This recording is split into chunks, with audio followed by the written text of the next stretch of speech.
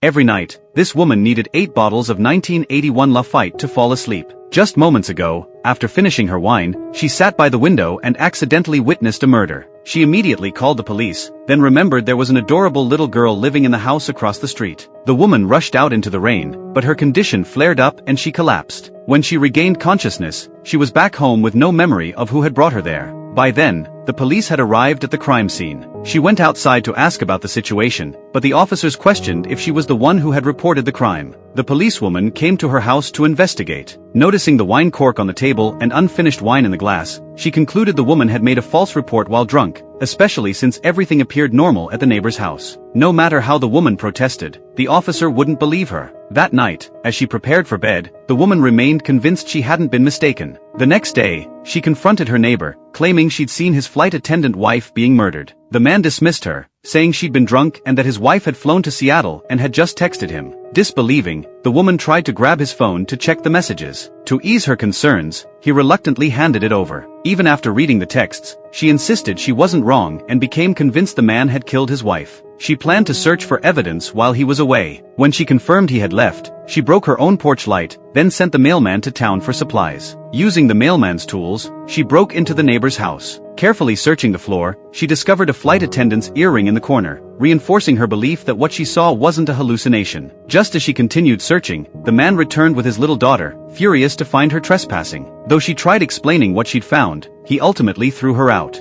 After facing disbelief from everyone, the woman decided to move on and live her own life. She went to the airport for a spontaneous trip, but when she noticed a poster stating the Seattle flight hadn't yet launched, she promptly abandoned her travel plans and gave the earring to the policewoman. The policewoman believed the woman still hadn't recovered from a trauma 3 years ago. She shared her own story of once confronting a serial killer named Mike, standing in the same room with this monster who had killed countless people, her finger ready on the trigger. The killer later murdered the woman's daughter, leaving the policewoman with tremendous guilt. If she had pulled the trigger then, the woman's daughter might still be alive. Feeling responsible, she advised the woman to just go home. Once again, the woman left, defeated by others' lack of understanding. However, when she reached her car, she found words clearly written on the glass. Due to copyright restrictions, this movie can only be shown to this point. The movie is called The Woman in the House Across the Street from the Girl in the Window.